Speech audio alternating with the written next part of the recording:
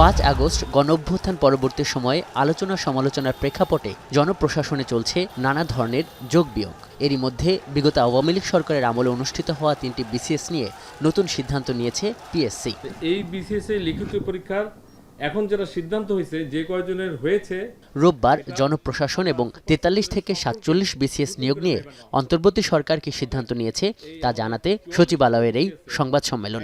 জনপ্রশাসন সচিব মোখলেসুর রহমান শুরুতেই জানায় 43 থেকে 47তম বিসিএস পর্যন্ত 18,000-এর বেশি সিভিল সার্ভিস কর্মকর্তাকে নিয়োগ দেবার সিদ্ধান্ত নিয়েছে সরকার। তবে বিতর্ক এড়াতে 5 আগস্টের আগে শুরু হওয়া 43 থেকে 46 বিসিএস এর ক্ষেত্রে নিয়োগের বিভিন্ন ধাপে পুনর্মূল্যায়ন ও পুনর্বিবেচনা করা হবে। আমরা সুপারসিড করে সকলকেই নতুন করে ভাইবা নেওয়া হবে। জানানো হয় 43তম বিসিএস এ 2064 জনের যে গ্যাজেট প্রকাশিত হয়েছে তাতে আসছে বছরের জানুয়ারি মাসে যোগদানের তারিখ ছিল। এই গ্যাজেট নিয়ে বিভিন্ন মাধ্যমে আলোচনা সমালোচনা সৃষ্টি হওয়ায় এখন ক্লিন ইমেজের প্রার্থী খোঁজা হবে। এক্ষেত্রে নির্ভর করা হবে গোয়েন্দা বাহিনীর প্রতিবেদনের উপর।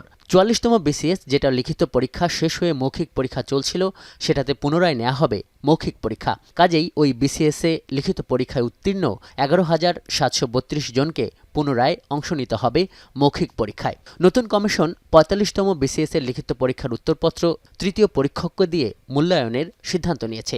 46তম বিসিএস এর ক্ষেত্রে প্রিলিমিনারি পরীক্ষায় উত্তীর্ণ পূর্বের 10,638 জনের সঙ্গে আরও সমসংখ্যক প্রার্থীকে যোগ করে মোট 21,276 জনকে লিখিত পরীক্ষার জন্য যোগ্য বিবেচনা করে ফল ঘোষণা করা হবে। 44তম বিসিএস এ 11,732 জন প্রার্থীর পরীক্ষা নতুন করে নেওয়া হবে। এসব সিদ্ধান্ত জানিয়ে জনপ্রশাসন সচিব বলেন, গণঅভ্যুত্থানের চেতনা বৈষম্য দূর করতেই জনপ্রশাসন সংস্কারের অংশ হিসেবে এসব পরিবর্তন।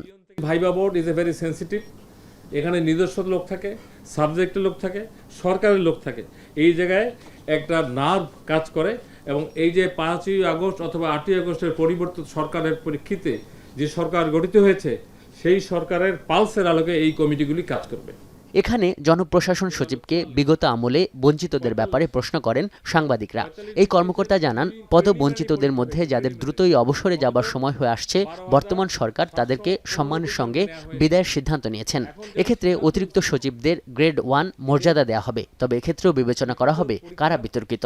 মামলা মোকদ্দমা অভিযোগ তদন্ত যদি থাকে এদেরকে বিবেচনায় আনা হবে না। যেমন আমরা তাড়াহুড়ো করে 13 দিনে 3 প্রমোশন দেওয়া হয়েছে, আপনারা তো ছিলেন সাক্ষী, আমি তখন আসি নাই। এর মধ্যে অনেকেই মামলাবাজ, মামলা খাওয়া, দুর্নীতিপরায়ণ তারাও ঢুকে গেছে।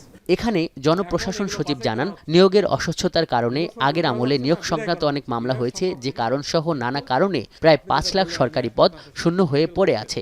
স্বচ্ছতার মাধ্যমে একটি ভালো নিয়োগ প্রক্রিয়ায় এসব পদে নিয়োগ দিয়ে কর্মসংস্থানের পরিকল্পনা রয়েছে অন্তর্বর্তী সরকারের, জানান এই কর্মকর্তা। আজহার লিমন, এখন, ঢাকা। মাঠের অলরাউন্ডার আমি, আর ঘরের allrounder Tilex. Tilex toilet cleaner, clean মানেই টাইলক্স।